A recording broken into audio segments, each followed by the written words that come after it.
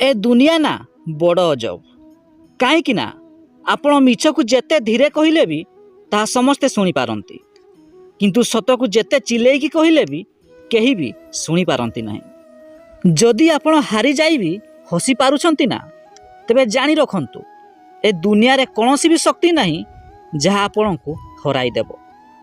जीवन रे एई गोटिए कथा सबुबले मने रखिथिबे, दुनिया रे केवल एही दुई प्रकार मनीष सबुबले विफल होइथांती। जिए केवल योजना करे किंतु काम करे नहीं एवं जेउ लोक काम करे किंतु योजना करे नहीं। तेणु जीवन रे सबुबले योजना प्रस्तुत करी सही योजना अनुसार काम करी चलांतु। देखिबे जदि आपण उचित मार्ग रे थिबे तेबे दिन ना दिने सफलता निश्चिंत मिलिबो।